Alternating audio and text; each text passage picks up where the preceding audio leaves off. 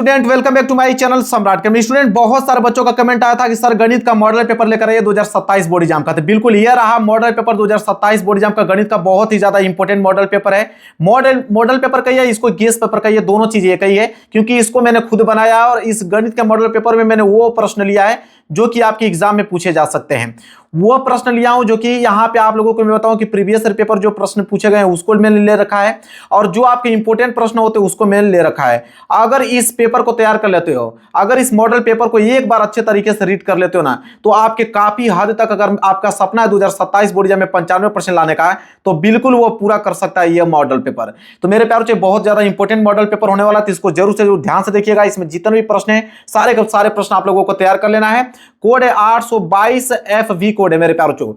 अगर सारे के सारे मॉडल पेपर का विद सॉल्यूशन चाहिए तो इसी वीडियो के डिस्क्रिप्शन में लिंक मिलेगा मेरे एप्लीकेशन का। एप्लीकेशन पे जाइए और वहां पे मात्र 149 रुपए में आप लोगों को पूरा का पूरा मॉडल पेपर मेरे प्यारों चो आप लोगों को मिल जाएगा, जिसको मैंने खुद बनाया। उसमें बहुत मोस्ट इंपोर्टेंट क्वेश्चन ले रखा है, सारे के सारे कम से कम 85 मॉडल पेपर मिलेंगे, हर एक सब्जेक्ट के आपको मिल जाएगा मात्र 149 में, जो कि उतना में आप लोग कोल्ड ड्रिंक वगैरह पी लेते हो। ठीक है, तो आज की इस वीडियो को देखने के बाद बहुत ज्यादा मजा आने वाला है गणित में आप लोगों को, और गणित की संपूर्ण तैयारी आप लोगों को इस मॉडल पेपर के माध्यम से मैं करा दूंगा। पेपर वही आप लोगों का 70 नंबर का होने वाला, जो आपके रियल पेपर होता है 70 नंबर का, ये भी आपका 70 नंबर का ही मॉडल पेपर मैंने तैयार कर रखा है। 3 घंटे 15 मिनट का समय मिलेगा आप लोगों को इस पेपर को हल करने के लिए आपके एग्जाम में।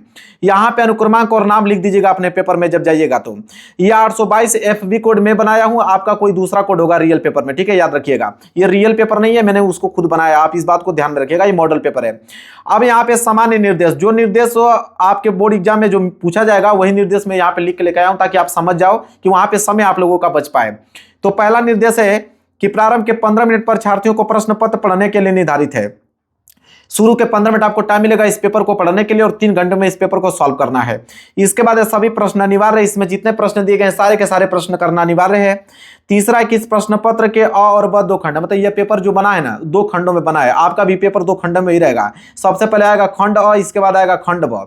चलिए जानते हैं कि खंड अ में क्या दिया रहेगा। तो खंड अ में 1 अंक के 20 बहुविकल्पीय प्रश्न है, जिनके उत्तर OMR शीट पर देना होगा आपको। नीले या काले बॉल पॉइंट पेन से विकल्प वाले गोले को पूर्ण रूप से काला करना है। इसका मतलब ये मैं बता देता हूं साफ सुथरा कि खंड में एक प्रश्न जो है 1 नंबर के लिए पूछा जाएगा। तो टोटल कितना प्रश्न पूछेगा आपसे 20, तो 20 बहुविकल्पीय प्रश्न 20 नंबर के लिए पूछा जाएगा।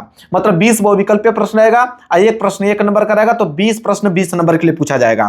इनका उत्तर आपको OMR शीट आपको मिलेगी अलग से, वहीं रंगना होगा। आप नीले पेन का प्रयोग कीजिए या काले पेन का प्रयोग कीजिए रंगने के लिए।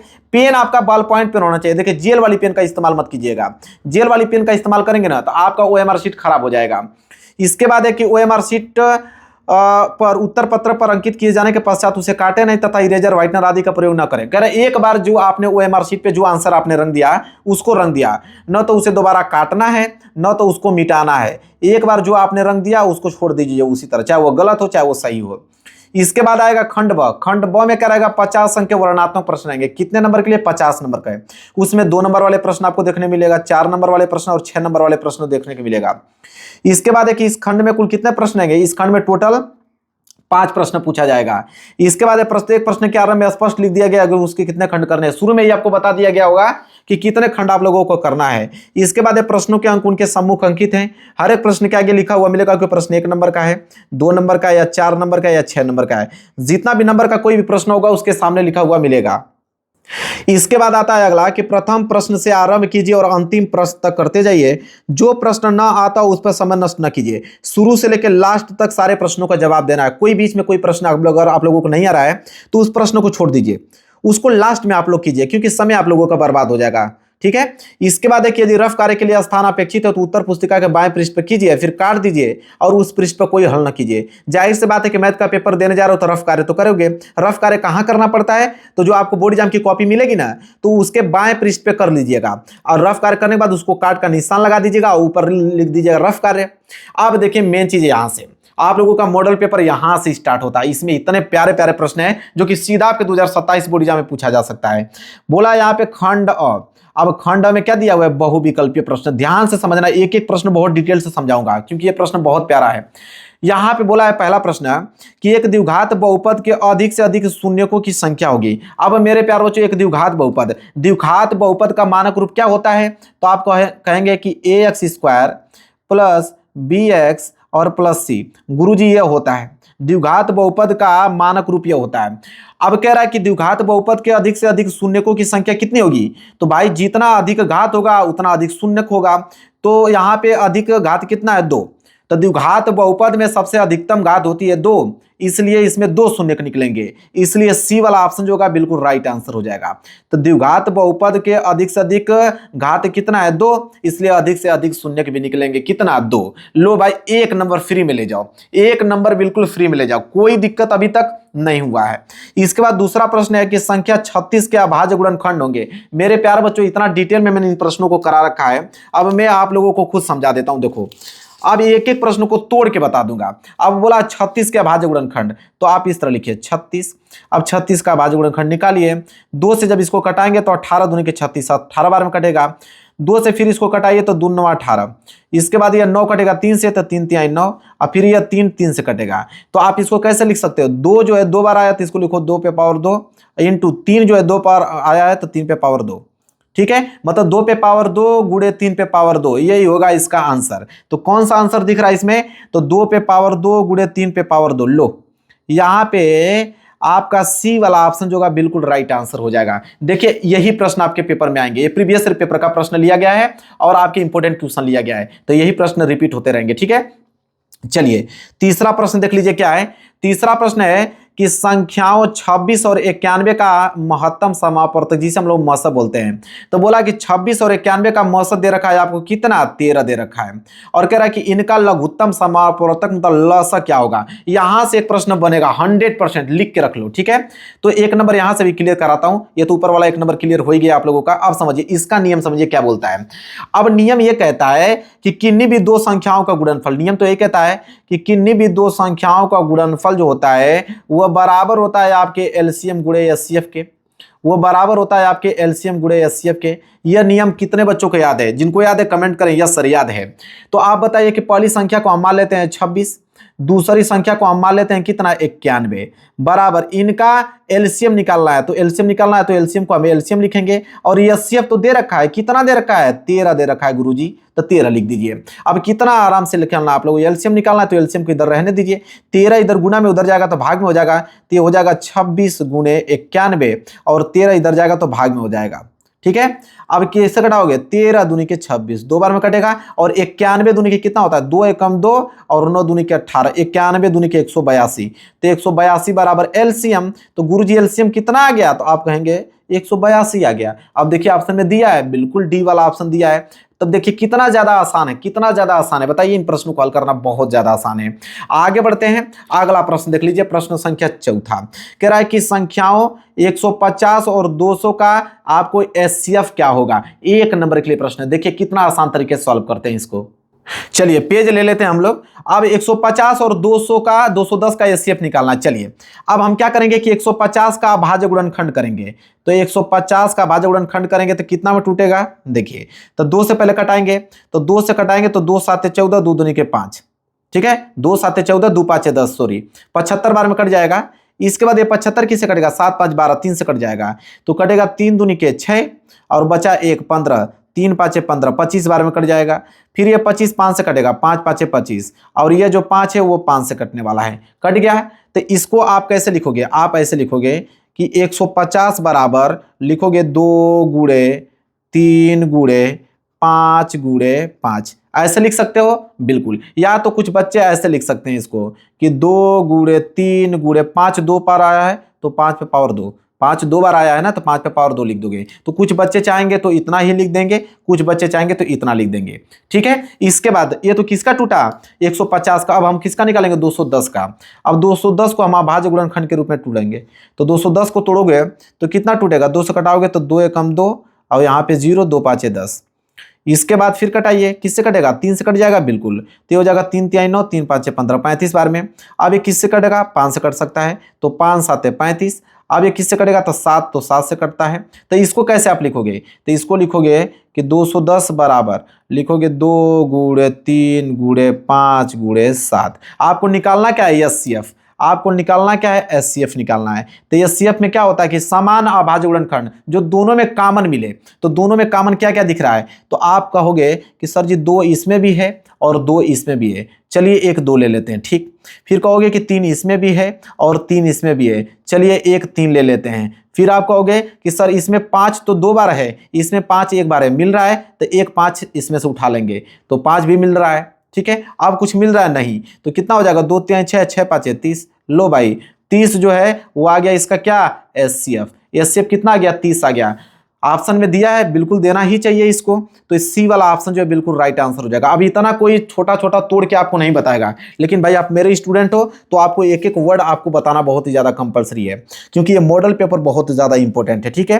5वां प्रश्न है, कह रहा है कि यदि -a बहुपद 2x² plus 2ax plus 5x plus 10 का एक शून्यक है तो a का मान क्या होना चाहिए। चलिए इसको भी हल करते हैं, तो इसके लिए हम एक पेज ले लेते हैं, चलिए उठा लेते हैं कि पेज, एक हमने पेज ले लिया। अब बोला है कि बहुपद ये दिया हुआ है, ठीक है, ये बहुपद दिया हुआ है, तो बहुपद को नोट करेंगे, जो दिया है 2x² और प्लस में दे रखा है 2ax और प्लस में दे रखा है यहाँ पे 5x और प्लस में दे रखा है 10। कह रहा है कि एक शून्यक, तो आपको मालूम है कि एक शून्यक है -a, तो जहाँ पे भी x होगा ना, जहाँ पे भी x होगा वहाँ पे हम क्या लिखेंगे, -a रख देंगे, ठीक है। चलिए निकालते हैं, अब इसको हल करेंगे तो ये हो जाएगा 2, ठीक है, और x आ गया तो x से यहाँ पर लिखेंगे हम लोग -a, तो हो जाएगा -a² प्लस ये हो जाएगा आपका 2, ठीक है, a है तो a रखने दो, x आ गया तो -a रखोगे प्लस 5 और x आ गया तो -a और प्लस हो गया यहाँ पे 10। शून्य का निकाल लो तो इसलिए इसको शून्य के बराबर कर दोगे, तो पूरे के पूरे समीकरण को 0 के बराबर कर दोगे।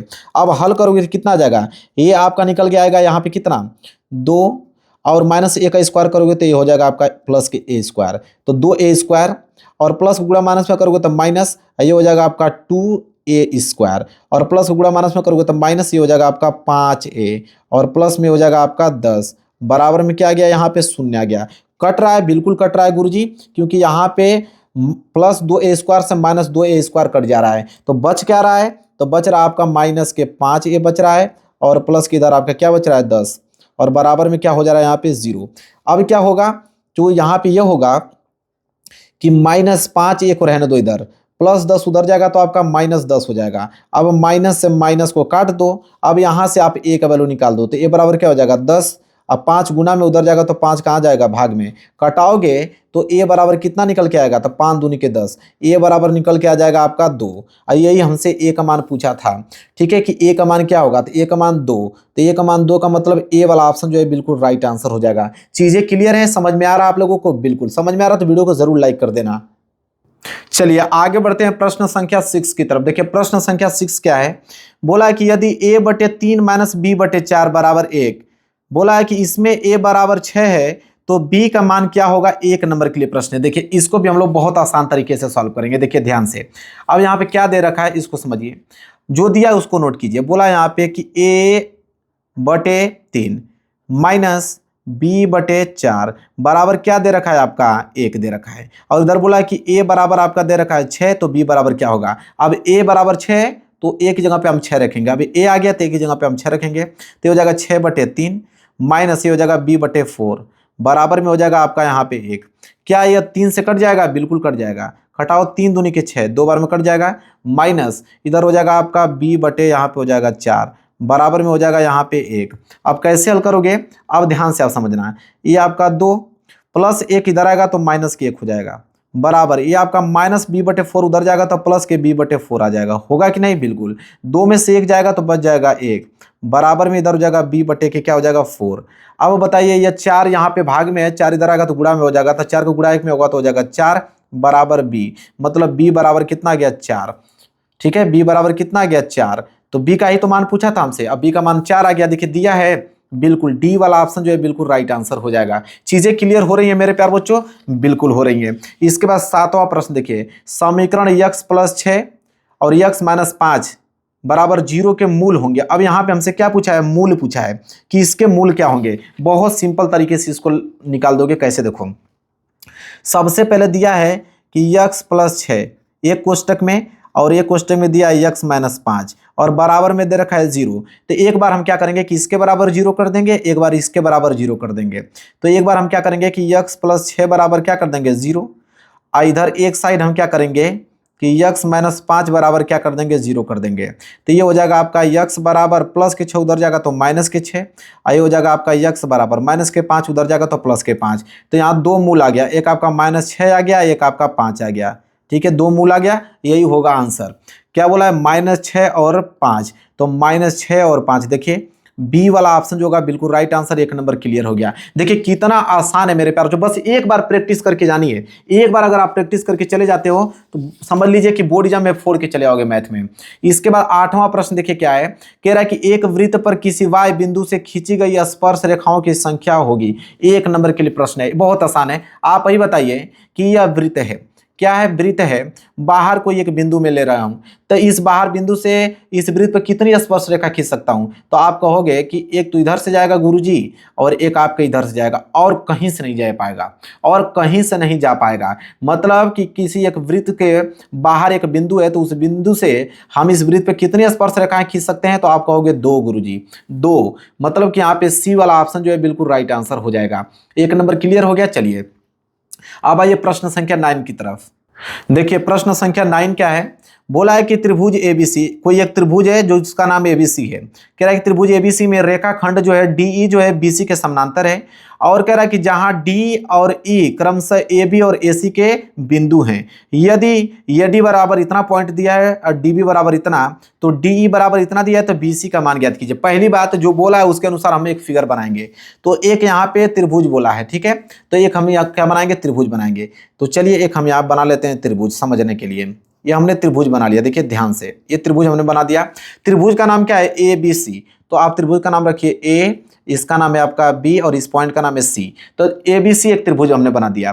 कह रहा है कि डी ई बी सी के समानांतर है, तो बी सी के समानांतर कोई एक यहाँ पे रेखा है जो कि क्या है, डी ई है। तो इसका नाम डी और ई रख देते हैं, ठीक है, यही बोला है ना। और बोला है कि ए डी बराबर 2.1, मतलब AD बराबर इधर दिया है 2.1 सेंटीमीटर, ठीक। इसके बाद क्या बोला है, DB बराबर 4.2, DB बराबर दिया है 4.2, ठीक है। इसके बाद क्या बोला है, DE बराबर 3.1, DE बराबर 3.1। हमसे मान किसका पूछा है, हमसे मान BC का पूछा है, इसका मान हमसे पूछ रखा है, ठीक है। अब ध्यान दीजिए, आप ही समझिए यहाँ पे। अब हमको बोल दिया है कि DE जो है ना वो BC के समानांतर है। ध्यान से समझिएगा, तुरंत समझ में आ जाएगा। DE जो है ना, ये DE रेखा जो है वो BC के समानांतर, मतलब यह और यह दोनों रेखा क्या है, समानांतर है। यहां तक चीज क्लियर हो गया। तो हम जानते हैं यहाँ पे थेल्स प्रमेय लगाएंगे। थेल्स प्रमेय के अनुसार क्या होता है, थेल्स प्रमेय के अनुसार यह होता है कि अगर त्रिभुज में अगर दो रेखाएं आपस में समानांतर हो, ठीक है, त्रिभुज में अगर दो रेखाएं आपस में समानांतर हो तो इसका जो भुजाओं का अनुपात होता है बराबर होता है। मतलब AD बटे में हम कह सकते हैं DB, हम कह सकते हैं कि AD बटे में हम DB, ठीक है, और बराबर होगा इसी तरह AE और बटे में, ठीक है, AE बटे में क्या हो जाएगा, AE बटे में हो जाएगा आपका EC, बिल्कुल सही गुरुजी। और बराबर क्या हो जाएगा, DE बराबर में क्या हो जाएगा गुरुजी, BC, बिल्कुल सही बात है। तो हमें क्या है, हमें तो सिर्फ दो वैल्यू से मतलब है, यह वैल्यू दिया हुआ है और इसका मान पूछ रहा है। मतलब हम कहेंगे कि चूंकि हम यहाँ दिमाग लगा देंगे कि AD बटे में DB, इसका वैल्यू तो हमको दे रखा है, पूछा किसका है, BC का, तो ये वाला पॉइंट उठा लेंगे कि ये भी आपस में क्या हो जाएंगे, बराबर, क्योंकि तीनों आपस में बराबर हैं। तो इसका दोनों मान आपस में क्या कर देंगे, बराबर, क्योंकि तीनों एक दूसरे के समान ही हैं। तो यहाँ पे AD बराबर DB बराबर DE बराबर BC हो जाएगा। क्लियर, यहाँ तक चीजें बहुत अच्छा। अब AD का मान कितना दिया है, 2.1, तो आप लिखोगे 2.1। यहाँ पे DB का मान 4.2, 4.2 बराबर DE का मान दिया है 3.1, 3.1। BC का मान हमको ज्ञात करना है, तो BC। अब ध्यान दीजिए, यहाँ BC बराबर क्या होगा, तो BC बराबर हो जाएगा, BC का गुणा इसमें होगा और इसका गुणा इसमें होगा, तो ये हो जाएगा आपका 4.2 गुणे 3.1 होगा कि नहीं, इसका गुणा। अब यह गुणा में रहेगा, इधर आएगा तो किसमें हो जाएगा, भाग में आ जाएगा, तो ये हो जाएगा 2.1। अब देखो 21 दूना 42, देखो 21 दूना कितना होता है, 42, तो जाहिर सी बात है कि 2 बार में कट जाएगा। और यहाँ पे हो जाएगा आपका BC बराबर 31 दूना के कितना होता है, 62, मतलब 6.2 सेंटीमीटर आ गया। किसका वैल्यू, BC का वैल्यू आ गया 6.2। अब दिया है क्या, 6.2, ठीक है, 6.2 नहीं दिया है क्या भाई, 6.2 नहीं दिया है, लेकिन ऑप्शन में मिस्टेक है। ऑप्शन में 6.3 नहीं 6.2 होना चाहिए, यहाँ पे 6.2 होना चाहिए। 6.2 इसको कर लेना है, 100% 6.2 कर लेना सेंटीमीटर। चीजें क्लियर हैं? चलिए आगे बढ़ते हैं। अब अगला प्रश्न क्या आ गया? अब अगला प्रश्न आ गया प्रश्न संख्या 10वां। देखिए प्रश्न संख्या 10वां क्या है? प्रश्न संख्या 10वां है कि बिंदु 2, -3 तथा 10, y के बीच की दूरी 10 मात्रक है, तो y का मान क्या होगा? ध्यान दीजिएगा, दो बिंदुओं के बीच की दूरी का सूत्र देकर यह प्रश्न पूछा है। तो चलिए 2 पॉइंट हम बना लेते हैं।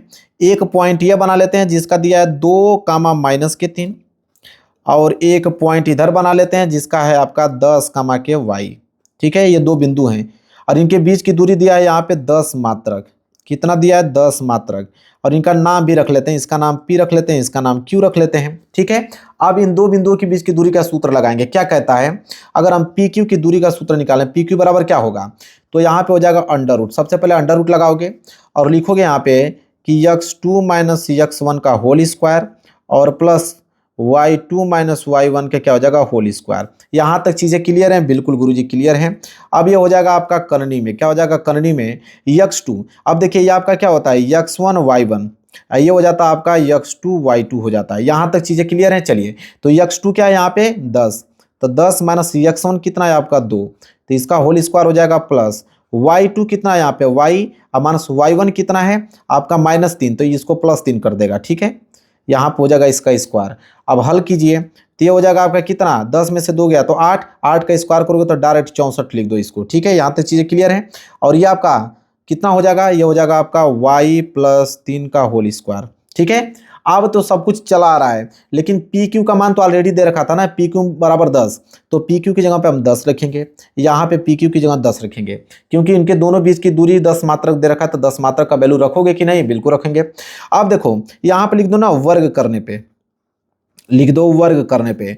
वर्ग करने पे क्या होगा कि ठीक है, इसका क्या हो जाएगा? 10 का स्क्वायर क्या हो जाएगा? 100 डायरेक्ट, इसका करनी हट जाएगा तो ये हो जाएगा आपका 64 प्लस ये हो जाएगा आपका y + 3 का होल स्क्वायर हो जाएगा। ठीक है, अब यहाँ पे देखो ये हो जाएगा आपका 100 + 64 इधर आएगा तो -64 बराबर इधर हो जाएगा आपका y + 3 का होल स्क्वायर। अब 100 में से 64 जाएगा तो कितना बचेगा? 36, तो 36 बराबर हो जाएगा आपका y + 3 का होल स्क्वायर।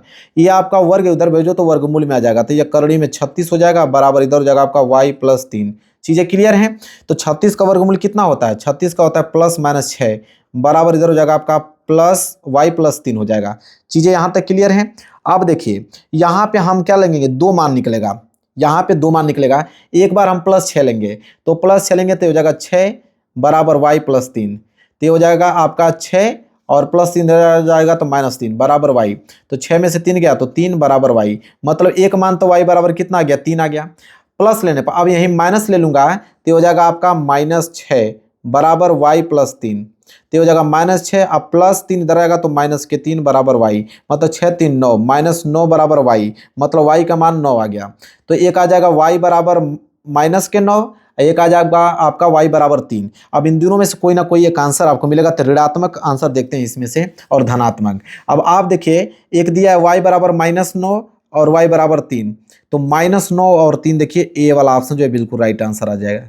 क्लियर है? चीजें आ रहा है आपको समझ में? मजा आ रहा है आप लोगों को इस तरह के क्वेश्चन सॉल्व करने में? यही प्रश्न आपके पेपर में आने वाले हैं। चलिए आगे बढ़ चलते हैं अगले प्रश्न की तरफ। अगला प्रश्न देखिए, प्रश्न संख्या 11 कह रहा है कि यदि tan a बराबर 7/24, तो बोला है कि sec a का मान क्या होगा? 1 नंबर के लिए प्रश्न। चलिए पेज ले लेते हैं, फिर हल करके आप लोगों को दिखाते हैं।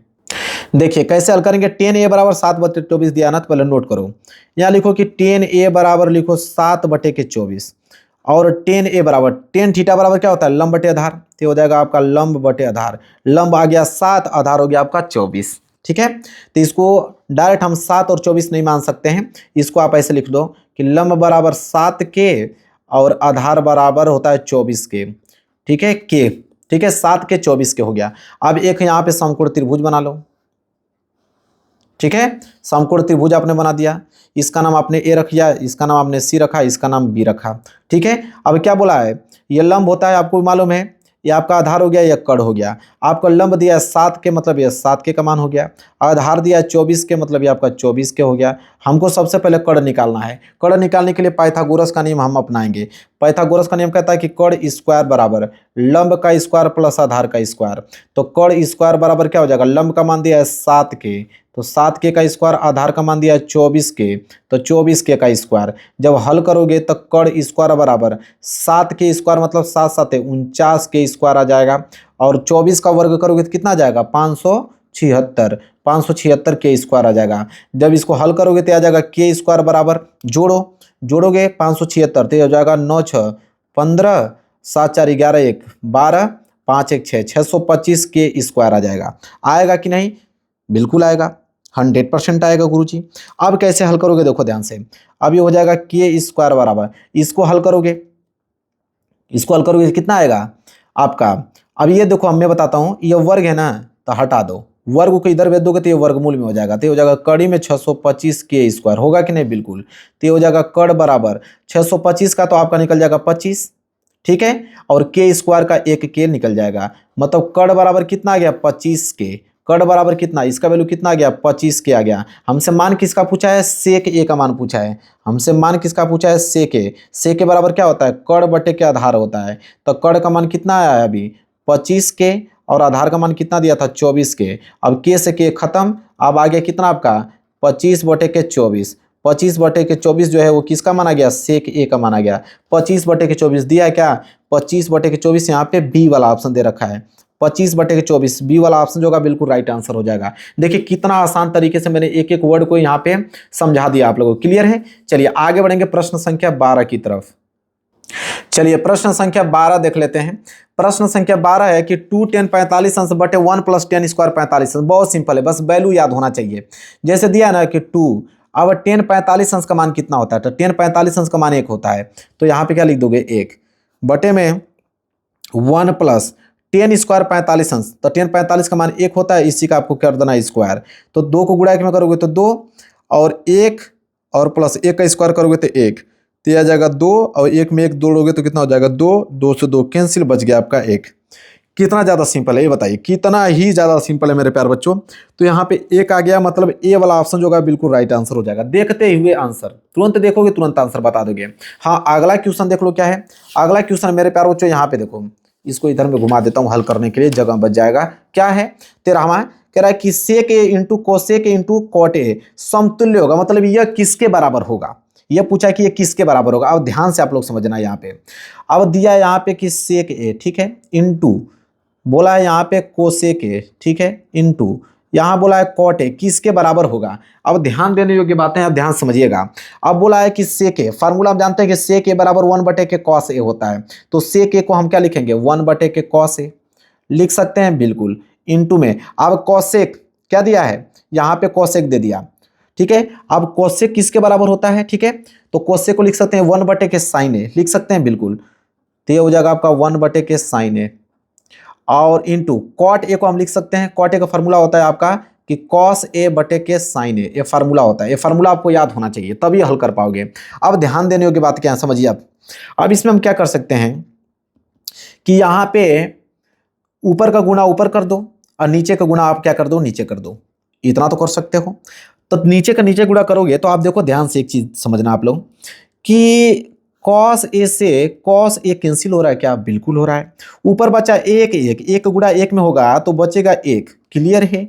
नीचे बचा साइन ए इंटू साइन ए, गुणा करोगे तो हो जाएगा साइन स्क्वायर ए। यहां तक सारे बच्चों को समझ में आया कि नहीं ये बताओ, यहां तक समझ में आया। तो साइन स्क्वायर ए को जब ऊपर भेजोगे तो ये बदल जाएगा आपका सेक स्क्वायर, अरे सेक कह रहा हूं कोसेक स्क्वायर ए, कोसेक स्क्वायर ए, क्योंकि फार्मूला होता है 1 बटे साइन स्क्वायर ए बराबर कोसेक स्क्वायर ए होता है। तो ये आ गया आप लोगों का आंसर कोसेक स्क्वायर ए। दिया है क्या ऑप्शन में कोसेक स्क्वायर, हाँ कोसेक स्क्वायर ए, सी वाला ऑप्शन जो है बिल्कुल राइट आंसर हो जाएगा। चीजें क्लियर है मेरे प्यार बच्चों, समझ में आ रहा है आप लोगों को, मजा आ रहा है सॉल्व करने में। चलिए आगे बढ़ते हैं।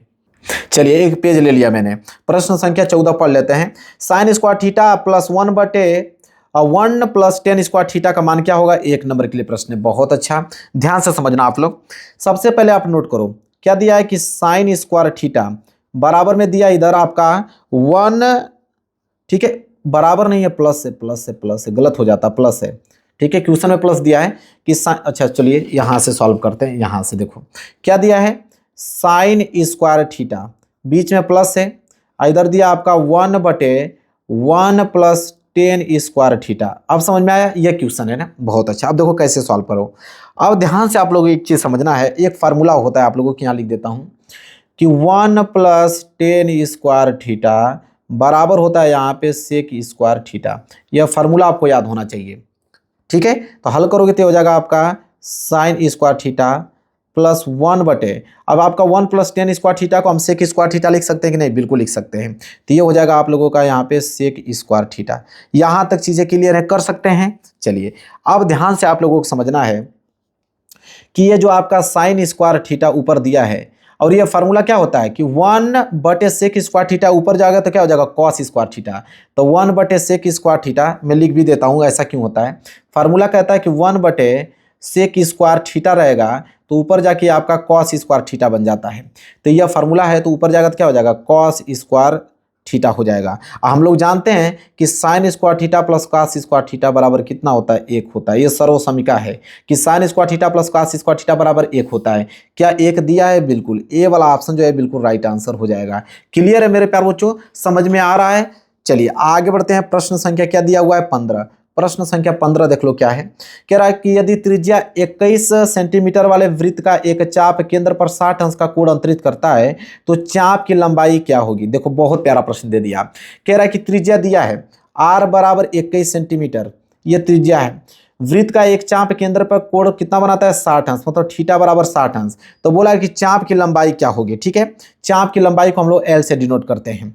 अब मैं बताता हूं कि चाप की लंबाई जब भी पूछे तो चाप की लंबाई एल बराबर फार्मूला होता है θ/360 2πr, याद रख लेना।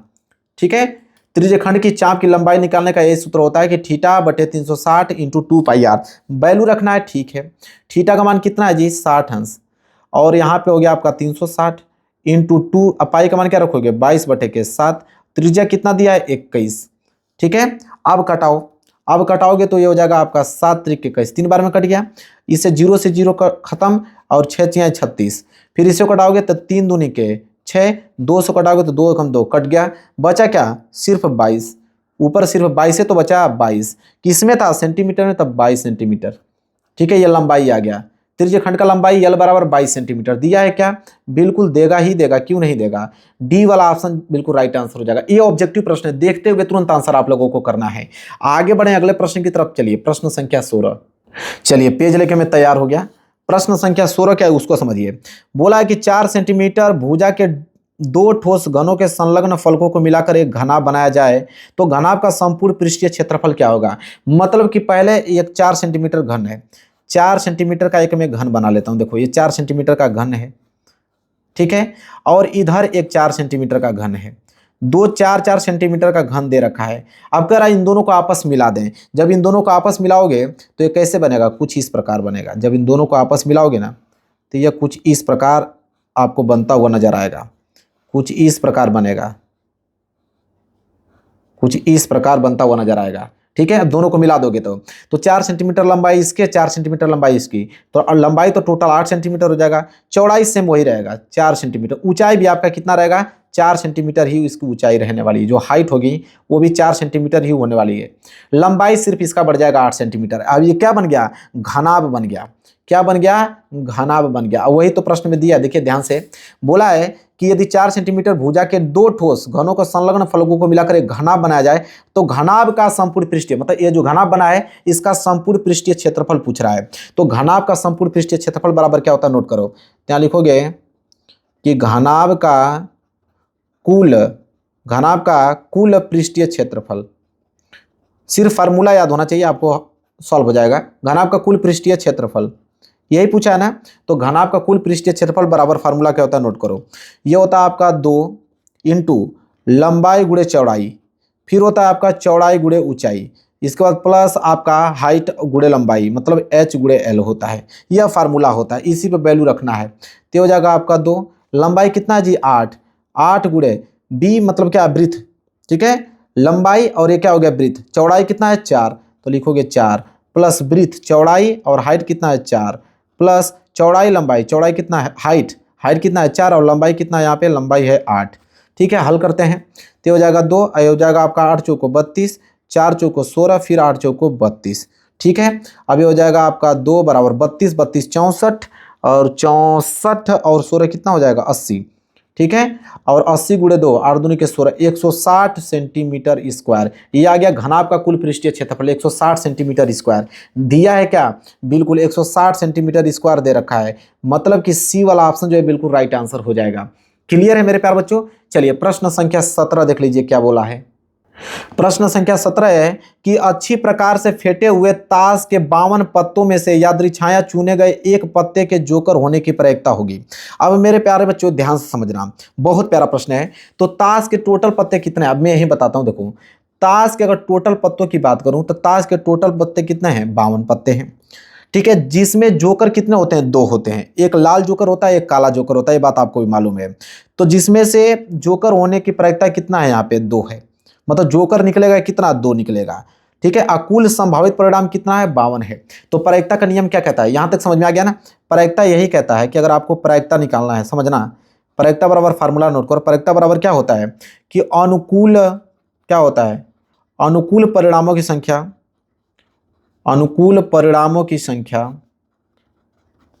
परिणामों की संख्या बटे में क्या होता है, बटे में कुल संभावी परिणाम, कुल संभावी परिणामों की संख्या, कुल संभावी परिणामों की संख्या नोट कर लो, मैं फार्मूला लिख रहा हूं, कुल संभावी परिणामों की संख्या, यह फार्मूला होता है। ठीक है, अब बताओ अनुकूल परिणामों की संख्या कितना था, तो अनुकूल आने वाला तो 2 ही आएगा।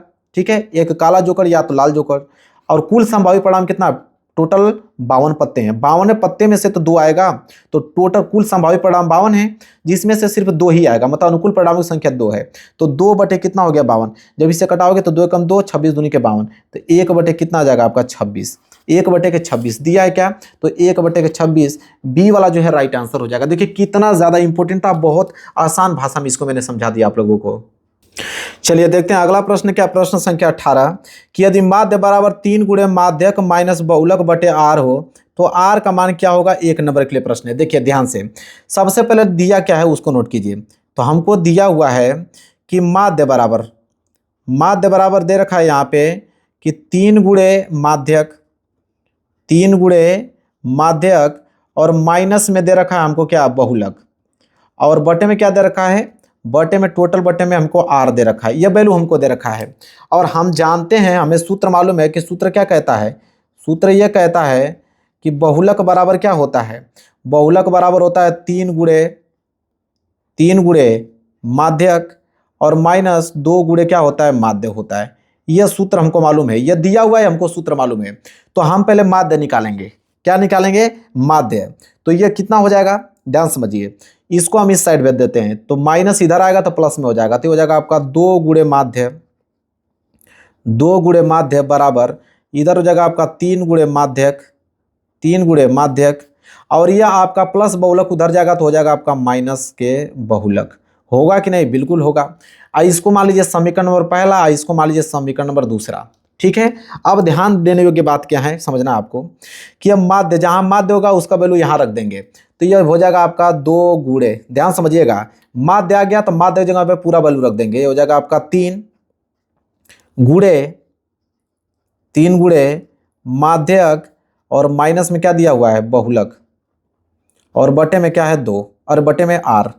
ठीक है, यह माध्य बराबर इसका वैल्यू हमने यहाँ रख दिया, बराबर इधर जो वैल्यू दिया उसको नोट करो, 3 गुणे माध्यक और माइनस में क्या दे रखा है यहाँ पे, बहुलक। चीजें क्लियर, यहां तक समझ में आया।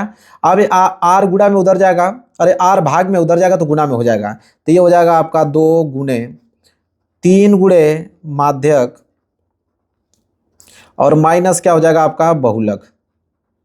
ठीक है, बराबर ये आर भाग में उधर जाएगा तो गुणा में हो जाएगा, तो हो जाएगा आर गुणे 3 गुणे माध्यक और माइनस में क्या हो जाएगा आपका, बहुलक। ध्यान समझना आप लोग। अब यहां देखिए आप लोग कि 3 गुणे माध्यक माइनस बहुलक और 3 गुणे माध्यक माइनस बहुलक, ये दोनों आपस में क्या हो जाएगा, कैंसिल। इधर बच जाएगा आपका आर, अब बराबर इधर बच जाएगा 2, मतलब आर बराबर कितना आ गया, 2। r बराबर 2 जो है इस प्रश्न का हो जाएगा आंसर। तो r बराबर 2 का मतलब यहाँ पे बी वाला ऑप्शन जो है बिल्कुल राइट आंसर हो जाएगा। देखिए कितना आसान था और बहुत आसान तरीकों से हमने इस प्रश्न को क्या कर दिया, सॉल्व कर दिया। चलिए आगे बढ़ते हैं। अगला है प्रश्न संख्या 19। देखिए क्या है प्रश्न संख्या 19 है कि निम्नलिखित बारंबारता सारणी का बहुलक वर्ग होगा। बहुत सिंपल प्रश्न है, बहुलक वर्ग पूछा है। बहुलक वर्ग क्या होता है कि जिस वर्ग की बारंबारता सबसे अधिक होती है वही वर्ग बहुलक वर्ग होता है। ठीक है, अब आप बताइए सबसे अधिक बारंबारता किसकी है? तो सबसे अधिक बारंबारता 10 की है, क्योंकि 10 बार आया है। सबसे अधिक बारंबारता क्या है? 10 है। ठीक है, और किस वर्ग में है?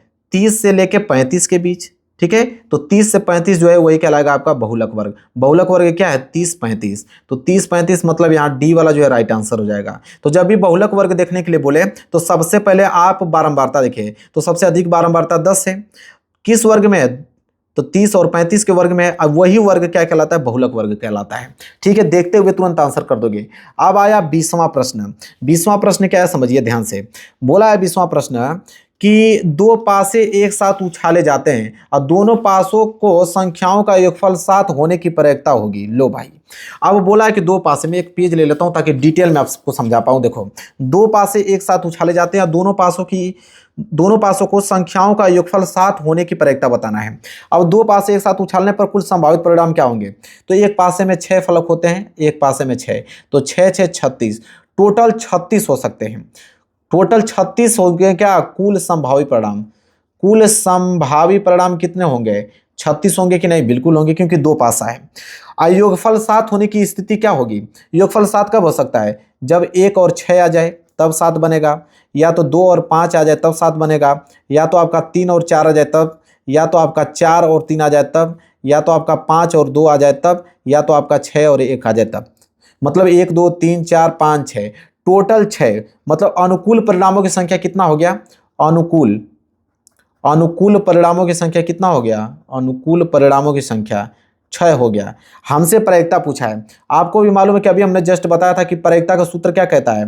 प्रयोक्ता बराबर क्या होता है? अनुकूल परिणामों की संख्या। तो अनुकूल परिणामों की संख्या हो गया 6, बटे में क्या होता है? कुल संभावित परिणाम। कुल संभावित परिणाम कितना है? 36। तो 6 बटे 36 कटाओगे, 6 कम 6 6 36, 1 बटे 6।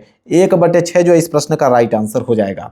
ठीक है, तो 1 बटे 6 का मतलब यहाँ बी वाला जो है वो बिल्कुल करेक्ट आंसर हो जाएगा। चीजें क्लियर है, समझ में आ रहा है? बहुत जल्दी से इसका आंसर बता दिया, कितना आसान है। अब मेरे प्यारों जो यहाँ से स्टार्ट होगा आप लोगों का खंड ब। खंड ब में अगले दिन इसको सॉल्व करूंगा, क्योंकि वीडियो बहुत ही ज्यादा लंबी हो जाएगी। ठीक है, अगर वीडियो आपको पसंद आए तो वीडियो को जरूर लाइक कर देना। चैनल पर नए हो तो चैनल को जरूर सब्सक्राइब कर लेना। मिलेंगे एक प्यारे से नेक्स्ट वीडियो में, तब तक के लिए धन्यवाद।